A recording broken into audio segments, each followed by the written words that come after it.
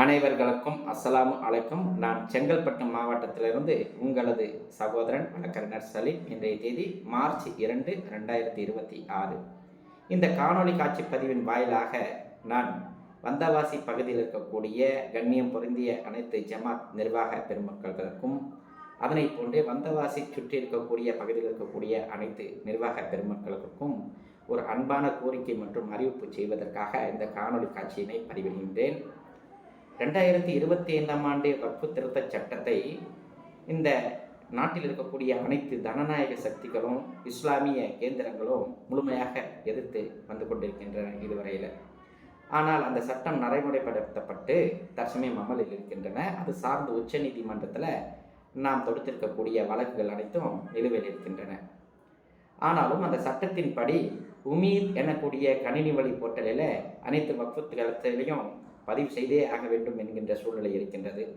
அதை செயல்படுத்தலாமா வேண்டாமா என்று சமுதாய ரீதியில் பல்வேறு விதமான விவாதங்களுக்கு பிறகு கடந்த 6 மாதங்களுக்கு முன்பாக சமுதாய தலைவர்களும் அதே போன்று அனைத்திந்திய முஸ்லீம் தனிநபர் சட்ட வாரியம் என்கின்ற கூடிய all India personal law board என்கின்ற வாரியமும் சேர்ந்து வேறு வழி இல்லாத சூழலில் அனைத்து சொத்துக்களையும் இந்த உமீத் எனக்கூடிய கணினி வழி போர்ட்டலில் பதிவு செய்தே ஆக வேண்டும் என்று சமுதாயத்துக்கு அறிவுறுத்தியது. அதன் அடிப்படையில் ஏகப்பட்ட வக்ஃபு சொத்துக்களும் வக்ஃபுக்களும் முறையாக உமீத் என்கின்ற போர்ட்டலில் பதிவு செய்யப்பட்டிருக்கின்றன.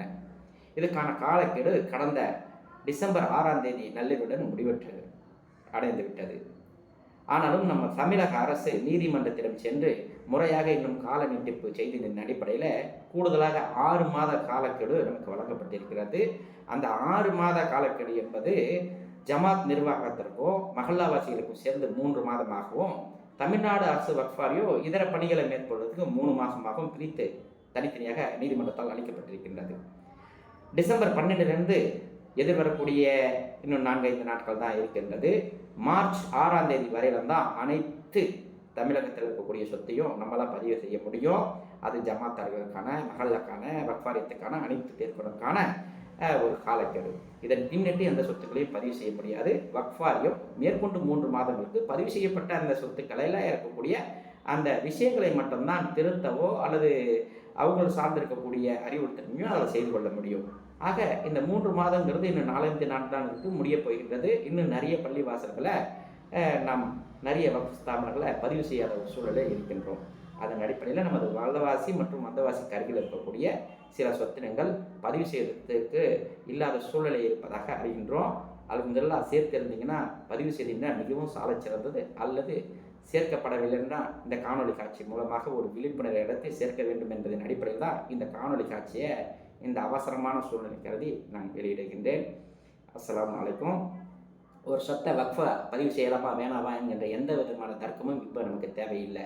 அதை செய்யலாமா வேணாவா அப்படின்னு சொன்னால் வக்ஃப் வாரியத்தில் பதிவு பண்ணுறதால அதில் இருக்கக்கூடிய நன்மைகள், பாதகங்கள், சாதகங்கள் என்னென்ன என்பதை எல்லாம் அறிந்து தான் அது மாதிரியாக நாம் செயல்பட முடியும். அதெல்லாம் 1958க்கு பின்னால் இருக்கக்கூடிய பள்ளிவாசல்கள். எங்களை போன்ற வழக்கறிஞர்களை கேட்டால் 1958க்கு முந்தி அல்லது பிந்தி எதுவாக இருந்தாலும் அல்லாவுக்கு அர்ப்பணிக்கப்பட்ட எந்த சொத்தாக இருந்தாலும் அது வக்ஃபு. சட்டப்படி வக்ஃபாக பதிவு செய்ய வேண்டியது சாலச் சிறந்தது. அதுதான் அந்த சொத்தை கேடயமாக மறுமை நாள் வரையும் அல்லாவுடைய சொத்து, அது வக்ஃபு சொத்து என்கின்ற புனிதத்தை தரும். அதுக்கான சட்ட பாரியத்தை அங்கீகாரத்தில் தரும். இப்போ அதுக்குள்ளே ஏலாபரேட்டாக நம்ம போக வேண்டிய அவசியம் இல்லை. இப்போ நம்ம பேசக்கூடியது அனைத்தும் 1958ஆம் ஆண்டுக்கு முன்பு இருந்த சொத்துக்கள் சம்பந்தமாக மட்டுமே இந்த காணொலியில் நாம் பேசிக்கொள்ளலாம். 1958 ஆண்டுக்கு முன்பாக உங்களுடைய வந்தவாசி மற்றும் வந்தவாசி சுற்றப்பட்டிருக்கிற பல வக்ஃபு ஸ்தாபனங்கள் முறையாக தமிழ்நாடு அரசு வக்ஃப் வாரியத்தளம் அந்த காலத்துக்கட்டத்துடைய அரசாலும் முறையாக ஆய்ந்தறிக்கப்பட்டு பதிவு செய்யப்பட்டு அந்த பதிவுகள் அப்போதைய அரசுடைய கவர்மெண்ட் கெசட் படக்கூடிய அரசிடம் பதிவேற்றம் பண்ணி செய்திருக்கிறார்கள். அந்த அரசிடம் இருக்கின்றது. அதே போன்று அந்த வக்ஃபுடைய பெயர் என்ன, அதோடைய நிர்வாகஸ்தர்கள் யார் என்ன, அதுக்கு என்னென்ன சொத்து இருக்குங்கிறது அனைத்து தகவல்களையும் உள்ளடக்கிய வக்ஃபு ப்ரோஃபார்மா என்கின்ற வக்ஃபு மூல அறிக்கை என்ற பட்டயமும் இருக்கின்றது. அதற்கு முன்பாக 1860 இருந்து 68 வயது வரையிலான காலகட்டத்தையோடைய டைட்டில் டி நினாம் டைட்டில் சார்ந்த ஆவணங்களும் இருக்கின்றது. இதெல்லாம் பதிவு செய்யப்பட்ட ஒன்று. புதிதாக நீங்கள் போய் தமிழ்நாடு அரசு வக்ஃப் வாரியத்தில் இந்த பதிவு இல்லை, அரசாங்கத்தை பதிவு பண்ணலை. இதெல்லாம் 1954ஆம் ஆண்டிய மத்திய அரசுடைய வக்ஃபு சட்டத்தின் அடிப்படையில் அப்பொழுது முறையாக ஆய்ந்தறியப்பட்டு கணக்கீடு செய்யப்பட்டு முறையாக பதிவு செய்யப்பட்ட ஒன்றுகள். அதைத்தான் இந்த மோடியுடைய சட்டம் அதிகப்படியான வக்ஃபு சொத்துக்கள் பதிவாகி இருக்கின்றதே. இதை நம்ம ஏதாவது ஒன்று பண்ணலாம் அப்படின்னு சொல்லிட்டு ஒரு சீர்திருத்தத்தை கொண்டு வருங்கிற பேரில் ஒரு திருத்தச் சட்டத்தை கொண்டு வந்திருக்காங்க. அது இந்த நாட்டுடைய திருத்தச் சட்டம். அந்த திருத்தச் சட்டத்துக்கு நம்ம இப்போ நடைமுறையில் இருக்கிறதால நாம் அனைவரும் அதுக்கு அந்த அமலுக்கும் அந்த சட்டத்துக்கும் கட்டுப்பட்டு நடந்தாக வேண்டும். அதன் அடிப்படையில் உமீது என்கின்ற போர்ட்டலில் மீண்டும் அது போன்று 1958 பதிவாக்கம் செய்து கொள்ள இருக்கக்கூடிய சொத்துக்களை பதிவு செய்யணும் மத்திய அரசாங்கம் சொல்லுது. அதை தாண்டி நிறைய இஸ்லாமிய கேந்திரங்களும் சமுதாய சக்திகளும் மாண்புமிகு உச்ச நீதிமன்றத்துக்கு செல்லும்போது அதுக்கான தடை உத்தரவோ வேறு எந்த வழியும் இல்லை, அதை பதிவு செய்தே ஆக வேண்டும் என்று சொல்றதின் அடிப்படையில் பல சொத்துக்கள் பதிவு செய்யப்பட்டிருக்கின்றன, பதிவு செய்யப்பட வேண்டும். இதுதான் இன்றைய நிலைமை. அதுதான் அந்த வக்ஃபு சொத்துக்களை பாதுகாக்கக்கூடிய, அந்த வக்ஃபு சொத்துக்களை நிரந்தரமாக வக்ஃபு சொத்துக்களாக இருக்க செய்யக்கூடிய அனைத்து விஷயங்களையும் அது புரிந்திருக்கின்றது. எனவே அதை பதிவு செய்ய வேண்டும் என்று சமுதாயம் சார்பாக அனைத்து தலைவர்களும் கூட இது சார்ந்த காணொலிகளையும் விஷயங்களையும் தொடர்ச்சியாக எடுத்து எழுதுகிறாங்க.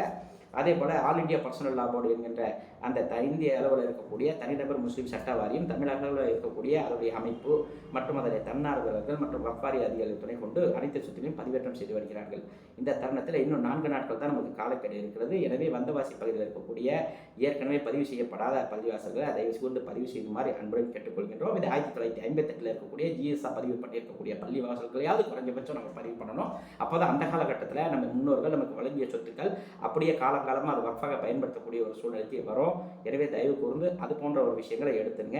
அந்த தரவுகள் உங்களுக்கு எங்கே கிடைக்குன்னா உங்களுடைய மாவட்டத்துடைய வக்ஃபு கண்காணிப்பாளர்களும் வேலூர் சரகத்தில் இருக்குது. அவர்களை தொடர்பு கொண்டீங்கன்னா அவங்களே கூப்பிட்டு அங்கேயே தன்னார்வலை வச்சு அவங்களும் பதிவு பண்ணுறாங்க, அல்லது சென்னையிலும் பதிவு பண்ணுறாங்க. அது மட்டுமின்றி தன்னார்வலர்கள் உங்கள் வந்தவாசிக்கு பக்கத்திலேயே மதுராந்தகத்தில் மஸ்தான் என்கிற சகோதரர் கணினி வழியில் பதிவேற்றம் செய்கிறார். அதே போல் ஆரணியில் இருக்கக்கூடிய சில சகோதரர்களும் கணினி வழி பதிவு பெற்றார்கள்.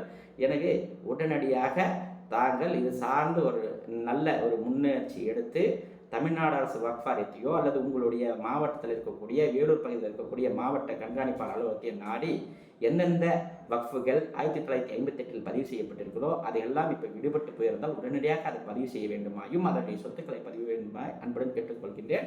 உதாரணத்துக்கு தங்களுடைய வக்ஃபு தங்களுடைய வந்தவாசி பகுதியில் இருக்கக்கூடிய 1958 காலகட்டத்திலேயே பதிவு செய்யப்பட்ட சில வக்ஃபு ஸ்தாபனங்களையும் அதன் சொத்துக்களையும் நான் குறிப்பிடுகின்றேன். அந்த வக்ஃபு சொத்துக்களை அந்த நிர்வாக பெருமக்களாக இருந்தாலும் சரி, இதை பார்க்கக்கூடிய நீங்கள் அந்த நிர்வாக பெருமக்களை நாடி அந்த செய்திகளை சொல்லி உடனே அதெல்லாம் பதிவேற்றம் செய்ய சொன்னீங்கன்னா சமுதாய சொத்துக்கள் எத்தனை காலமாக இருந்தாலும் சமுதாய சொத்துக்களாகவே இருக்கும். 1958 பதிவு பண்ண அந்த இன்புட்டை வச்சு தான் இப்போ இவ்வளோ சொத்துக்கள் இருக்குதுன்னு நம்ம சொல்லிட்டு இருக்கோம். இதே போல் இந்த காலகட்டத்தில் இங்கே பதிவு பண்ணிக்கிட்டேன் இன்னும் 100 வருஷமோ 200 வருஷமோ எத்தனை வருஷமானாலும் அந்த சொத்துக்கள் அழியாமல் அது முழுமையாக அந்த சொத்தை அர்ப்பணித்து இருக்கக்கூடிய நமது முன்னோர்கள் இறைச்சத்துக்காகவும் தான தர்ம காரியங்களுக்காகவும் இஸ்லாமிய வழிபாடுகளுக்காகவும் எடுக்கப்பட்ட அந்த சொத்து முழுமையாக அந்த நோக்கத்திற்காகவே பயன்படும். இன்ஷால்லா இது போன்ற ஒரு நல்ல வேலையை முன்முயற்சியை நம்மளுடைய ஜமாத்தார்கள் எடுக்க வேண்டுமாய் அன்புடன் இந்த நேரத்தில் நான் கேட்டுக்கொள்கின்றேன். அதில் வந்தவாசியில் இருக்கக்கூடிய சில வக்ஃபு ஸ்தாபனங்களுடைய விஷயங்களை மட்டும் நான் சொல்கிறேன். ஜிஎஸ் நம்பர் என்பது கவர்மெண்ட் கெசட்டட் சீரியல் நம்பர். இதெல்லாம் 1958 ஆண்டு காலத்தில் அரசிதழில் வெளியிடப்பட்ட ஒரு வரிசை எண்கள். இதுதான் அடையாள சொல். இதுதான் உங்களோட பள்ளிவாசலுக்கு நம்ம தனிநபருக்கு எப்படி ஆதார் கார்டு இருக்கிறதோ அதுபோல் உங்களோட பள்ளிவாசலுக்கும் அந்த ஜிஎஸ் நம்பர் சொல்கிறது தான் அடையாள சொல். அந்த அடையாள சொல்லை வச்சு தான் தமிழ்நாடு அரசு வக்ஃபாரியத்தில் நீங்கள் போய் இதுக்கான பட்டயத்தை, இதுக்கான மூல அறிக்கை, இதுக்கான ரிஜிஸ்டர் டேட்டை அது பற்றியும் அதில் இருக்கக்கூடிய குறிப்புகளை அடிச்சு 1860-65 காலகட்டங்களுக்குள்ளே இருக்கக்கூடிய இனாம் டைட்டில் டீட் எனக்கூடிய வருவாய்த்துறை சார்ந்த அனைத்து ஆவணங்களும் எடுக்கலாம். அது வேண்ட ஒரு சொல்லுதான் இந்த ஜிஎஸ் நம்பர் என்கிற கவர்மெண்ட் கெசட்டட் சீரியல் நம்பர்.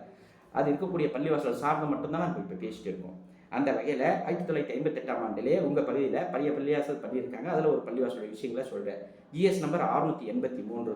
இது big mosque and burial ground of வந்தவாசின்னு இருக்குது. இதுக்கு சர்வே நம்பரும் என்கிட்ட இருக்குது. 3.25 ஏக்கர் விஸ்தீர்ணம் இருக்க ஒரு சொத்து பாத்தியப்பட்ட சொத்தாக இருக்கிறது. அல்ஹம்துலில்லாஹ் இதை பதிவு பண்ணிங்கன்னா இன்னும் 200 வருஷமும் அதே 3.25 ஏக்கர் சொத்து அது உங்கள் கைவசம் இருக்கிறதா கைவசம் இல்லைங்கிறது அந்த பிரச்சனைக்கெல்லாம் இப்போ இடம் இல்லை. அது வக்ஃபு சொத்துக்கள் அல்லாஹ்வுடைய சொத்துக்கள், அதை பாதுகாக்க வேண்டும், அதை பதிவு செய்ய வேண்டும். அதுக்கப்புறம் அதில் ஆக்கிரமிப்பு இருந்தாலும் முறைகேடு இருந்தாலும் எதை வேணாலும் நம்ம எடுத்துக்கொள்ளலாம். இப்படி ஒவ்வொரு சொத்துக்கும் ஒவ்வொரு வக்ஃபு ஸ்தானத்துக்கும் நம்ம பார்த்து அந்த சொத்துக்களுடைய பட்டியலை எடுத்து நம்ம பதிவு பண்ணிட்டோம்னா நிலையான வக்ஃபு சொத்துக்கள் நிலையாகவே தொடரும். அல்ஹம்துலில்லாஹ் அடுத்ததாக பார்க்கலாம். GS number 690. இதுவும் 1958 காலத்திலேயே பதிவு செய்யப்பட்ட ஒன்று. இது தேசூரில் இருக்கக்கூடிய கோட்டை மசூதி என்கிற மசூதி. இது ஒரு வக்ஃப் ஸ்தாபனம். இதுக்கு 3.25 ஏக்கர் சொத்துக்கள் இருக்கிறது. அதே போல் இன்னொன்று ஜிஎஸ் நம்பர் 691.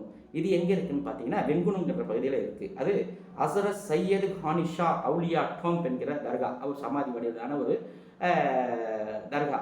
அந்த தர்காவுடைய இது வந்து வெங்குணங்கிற பகுதியில் இருக்குது. அதுக்கு 1 ஏக்கர் 7 சென்ட் விஸ்திரம் இருக்கக்கூடிய சொத்துக்கள் இருக்கிறது. அதை தவிர்த்து பார்த்தீங்கன்னா இன்னொரு GS 692, அது வந்து ஜும்மா மஜித் வந்தவாசின்னு இருக்குது. அதுக்கு 53 சென்ட் சொத்துக்கள் இருக்கின்றது. அடுத்ததாக GS நம்பர் 693, அது எங்கே இருக்குது அப்படின்னு பார்த்தீங்கன்னா கடம்பூரார் மார்க்கெட் வந்தவாசி அப்படிங்கிற பகுதியிலேயே இருக்குது. அதுக்கு 31 சென்ட் சொத்துக்கள் இருப்பதாக இந்த ஆவணங்களில் இருக்கிறது. அதுக்கு தாண்டி GS நம்பர் 694 என்கின்ற இன்னொரு விஷயம் இருக்குது. அது என்னென்னா காதர் அவுலியா ஜண்டா வந்தவாசி என்கின்ற அந்த ஜண்டா சார்ந்த வக்ஃபு நிறுவனம் இருக்கிறது. அதுக்கு வந்தவாசி பகுதியில் 1 சென்ட் சொத்து இருக்கிறது. அதை தாண்டி நம்ம பார்த்தோம் அப்படின்னு சொன்னால் இன்னொரு வக்ஃபு 695, GS நம்பர் 695, அது எங்கே இருக்குன்னா அதுவும் காதர் அவுலியா ஜண்டா தெற்கு பகுதியில் இருக்கிறது வந்தவாசி. அதுக்கு வந்தவாசியில் 3 சென்ட் சொத்துக்கள் இருக்கிறது. அடுத்ததாக வக்ஃபு நிறுவனம்னு பார்த்தீங்கன்னா GS நம்பர் 697, அது எது அப்படின்னு சொன்னால் கத்தீஃப் சர்வீஸ் அட் வந்தவாசி பகுதியில் தான் இருக்குது.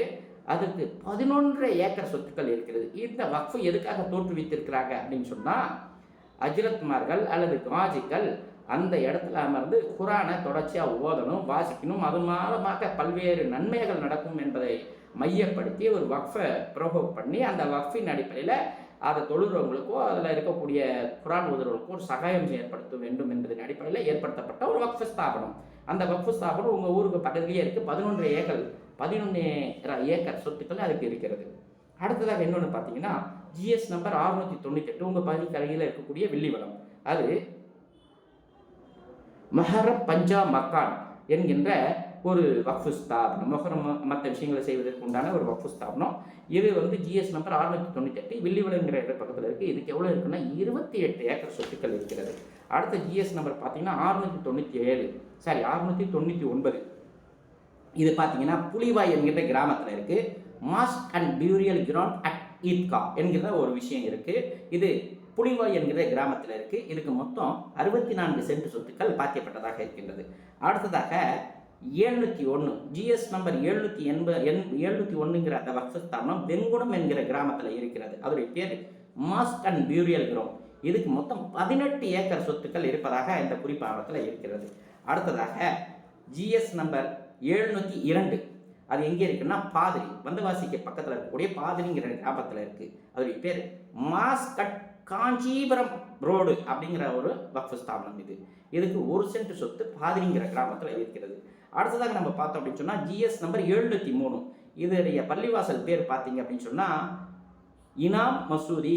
இது எங்கே இருக்குன்னா விருதூர் என்கிற கிராமத்தில் இருக்குது. இதுக்கு மொத்தம் 81.5 ஏக்கர் சொத்துக்கள் இருக்கின்றது. அதுக்கான சர்வே நம்பரும் நம்மக்கிட்ட இருக்குது. ஸோ 703ங்கிற GS நம்பரில் 81 ஏக்கர் சொத்துக்கள் இருக்கிறது. அல்ஹம்துலில்லாஹ், இது உங்கள் வந்தவாசி பகுதிக்கு அருகில் தான் இருக்குது. அடுத்தது GS நம்பர் 704, இதில் இருக்கக்கூடிய பள்ளிவாசல் பேர் மாஸ்கட் வந்தவாசி. இதுக்கு 9.5 ஏக்கர் சொத்துக்கள் பாத்தியப்பட்டதாக இருக்கின்றது. அடுத்ததாக GS நம்பர் 705ங்கிற ஒரு வக்ஃபு ஸ்தாபனம். அது பார்த்தீங்கன்னா மாஸ்கட் மேல் வில்லிவளம் என்கிற ஒரு கிராமத்தில் இருக்குது. அதுக்கு மொத்தம் 4.25 ஏக்கர் சொத்துக்கள் இருக்கிறது. அது சார்ந்த சர்வே நம்பர்களும் இதில் இருக்கிறது. அதுக்கப்புறம் இன்னொரு வக்ஃபு ஸ்தாபனம் பார்த்தீங்கன்னா GS நம்பர் 706, அது எங்கே இருக்குது அப்படின்னு பார்த்தீங்கன்னா அதோடைய பேர் பார்த்தீங்கன்னா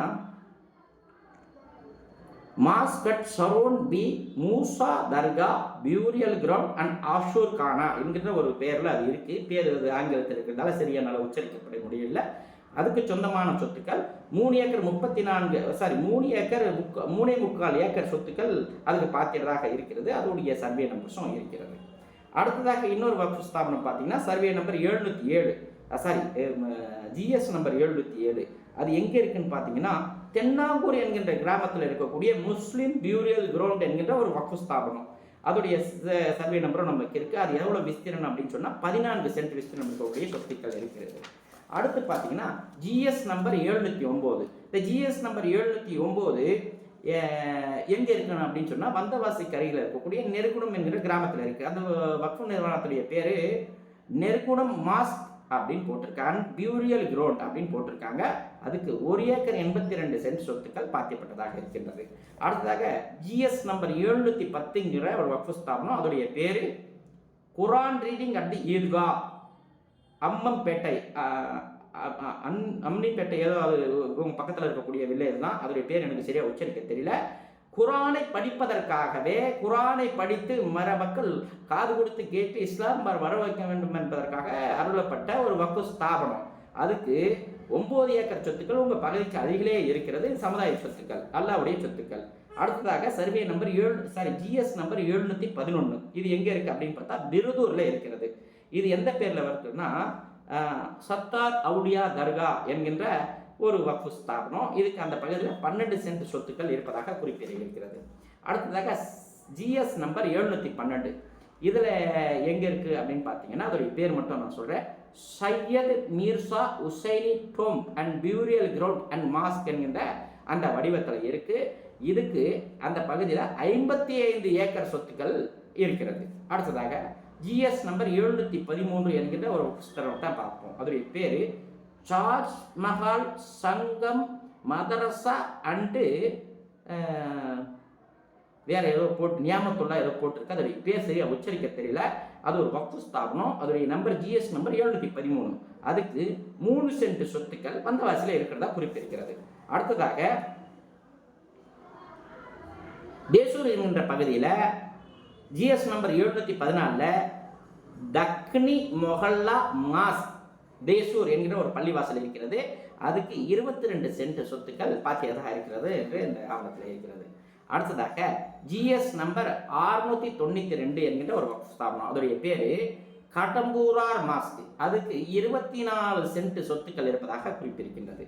அதுக்கு அடுத்ததாக ஜிஎஸ் நம்பர் 696ங்கிற ஒரு வக்ஃபு ஸ்தாபனம் இருக்கு.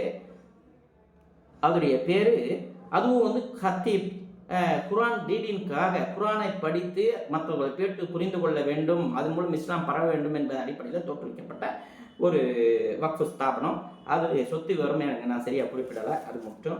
அடுத்தது ஜிஎஸ் நம்பர் 700. அதுக்கு என்ன பேர் அப்படின்னு சொன்னால் வெங்குணம் என்கிற கிராமத்தில் இருக்குது. அதோடைய அதுடைய பேர் மாஸ்க் அண்ட் பியூரியல் கிரவுண்ட் அப்படின்னு இருக்கிறது. அதோடைய முழு விஸ்திரம் என்னால் சரியாக எழுத முடியல.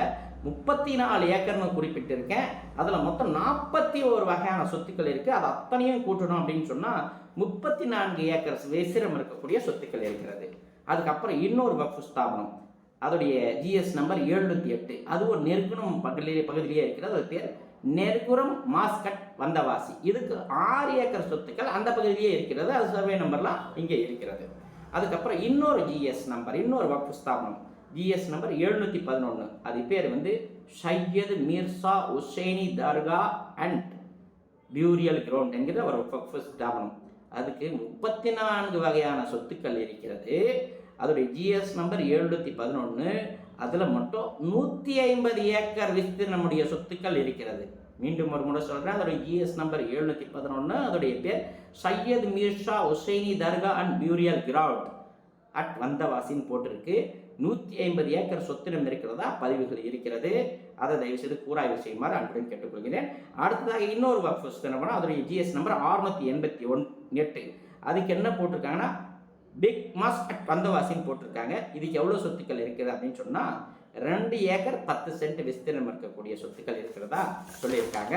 அடுத்தது இன்னொரு வக்ஃபு ஸ்தாபனம் ஜிஎஸ் நம்பர் 698. இந்த 698 போட்டிங்க அப்படின்னு பார்த்தீங்கன்னா இது எங்கே இருக்குன்னா தேசூருங்கிற பகுதியில் இருக்குது. அதில் நேம் பார்த்தீங்கன்னா கோட்டை மசூதி அண்டு அங்கே இருக்கக்கூடிய ஒரு சமாதி வடிவிலான தர்காவை டோம்புன்னு சொல்கிறாங்க. அது ஏதோ போட்டிருக்காங்க பேர் சரியாக தெரியல. பட் தேசூர் கிராமத்தில் இருக்குது. அதுக்கு 13 ஏக்கர் விஸ்தீர்ணம் இருக்கக்கூடிய சொத்துக்கள் இருக்கிறது. அதன் பிந்தி நம்ம பார்த்தோம் அப்படின்னு சொன்னால் இன்னொரு வக்ஃபு ஸ்தாபனம் ஜிஎஸ் நம்பர் 688. அதோடைய பேர் பார்த்தீங்கன்னா பிக் மாஸ்க் அண்ட் வந்தவாசி அப்படின்னு சொல்லியிருக்காங்க. மீண்டும் அதை பதிவு பண்ணியிருக்காங்க. வந்தவாசி பிக் மாஸ்ங்கிறது 2-3 இடத்துல நம்ம பதிவாகிறதுங்கிறத நம்ம பேசும்போது நம்ம தெரிஞ்சுக்கலாம். அதுக்கு 2 சென்ட் செத்து இருக்கிறதா குறிப்பிருக்கிறது. அடுத்ததாக ஜிஎஸ் நம்பர் இல்லாமல் ஆர்இஜி என்கின்ற நம்பரில் ஒரு பதிவு இருக்குது. அதோடைய பேர் பிக் மாஸ்கட் வந்தவாசி. அதோடைய ஆர்இஜி நம்பர் என்பது 1976.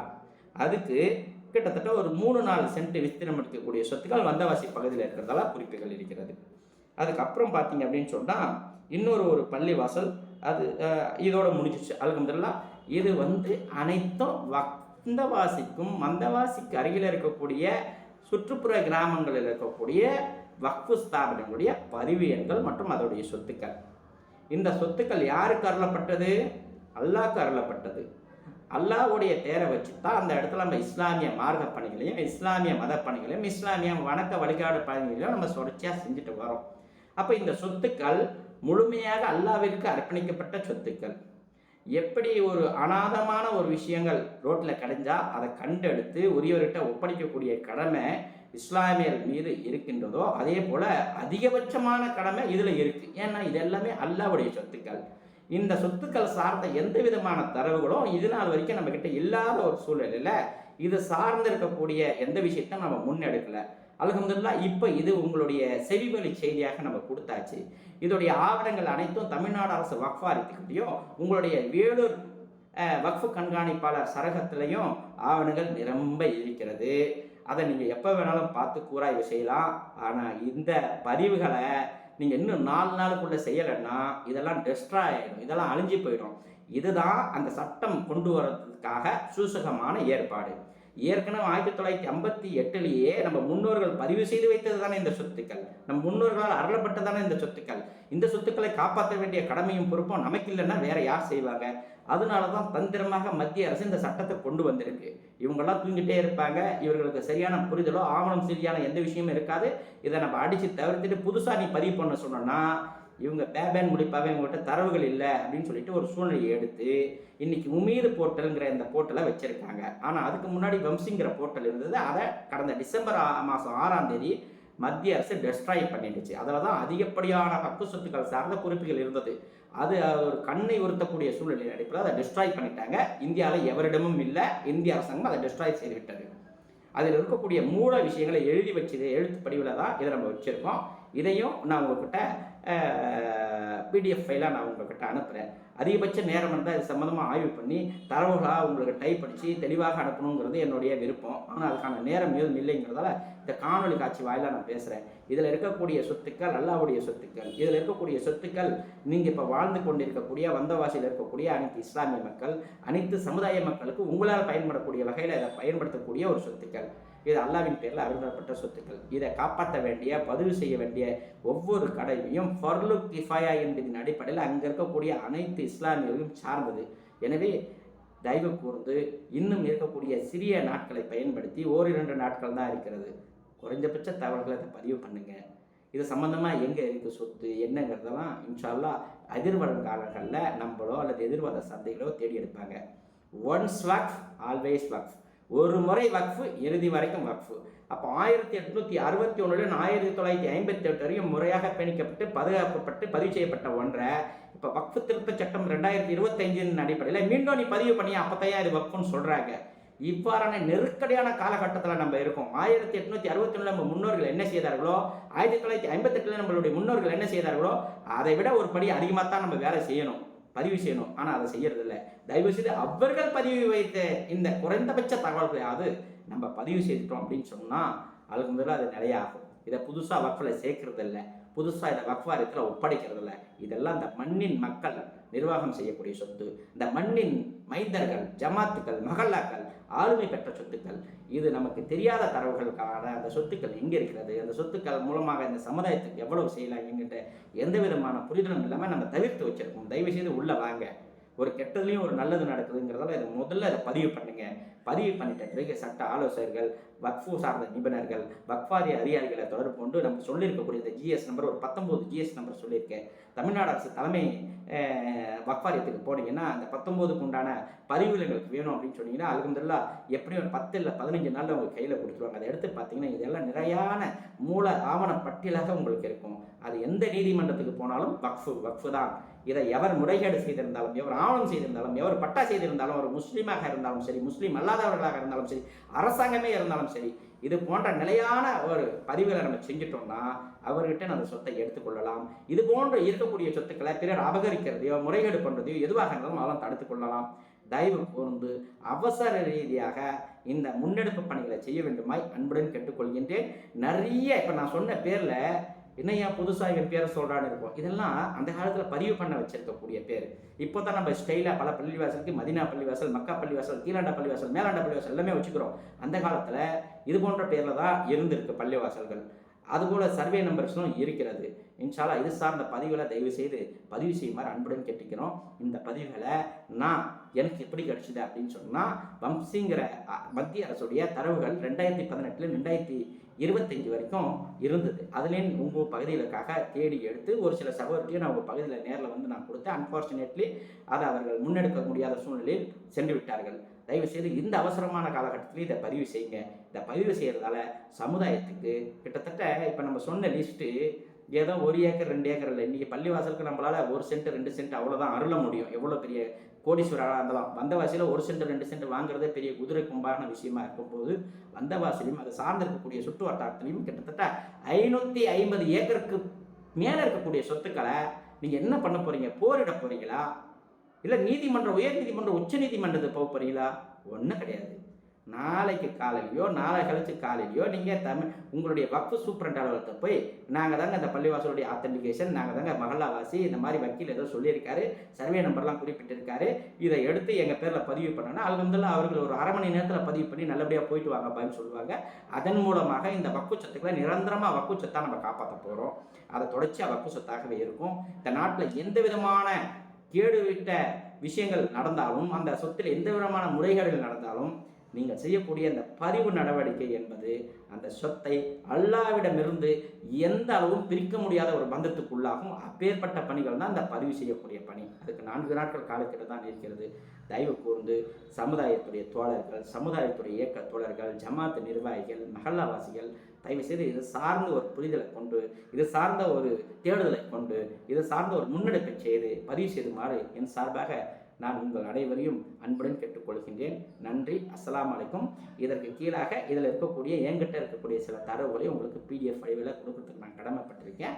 அதையும் நான் கொடுக்குறேன். இந்த பதிவு நடவடிக்கைகள் முடிந்த பிறகு வந்தவாசியோ அல்லது வந்தவாசி சுற்றுவட்டாரத்தில் இருக்கக்கூடிய எந்த ஜமாத் நிர்வாகமாக இருந்தாலும், தன்னார்வலராக இருந்தாலும், சமுதாய இயக்க தோழர்கள் வந்து என்னை எப்போ வேணாலும் அழைக்கலாம். வந்தவாசியில் நானும் ஒரு ஆள் அப்படிங்கிற ஒரு மனப்பான்மையோடு உங்களுடைய மண்ணின் மைந்தனாக இருந்து உங்களுடைய களவு போன முறைகேடுக்குள்ளான வக்ஃபு சொத்துக்களை மீட்டு தர வேண்டிய கடமை எனக்கும் இருக்கிறது, உணர்ந்து இருக்கின்றேன். அதன் அடிப்படையில் தான் இதை அனுப்புகிறேன். எப்பொழுது அழைத்தாலும் நான் வந்து உங்கள் இணையிலிருந்து அல்லாஹ்வுடைய சொத்தை மீட்டு உங்களுடைய மஹல்லாவிடம் ஒப்படைக்கக்கூடிய ஒரு பெரிய கடமையும் எனக்கு இருக்கின்றது. நன்றி. அஸ்ஸலாமு அலைக்கும்.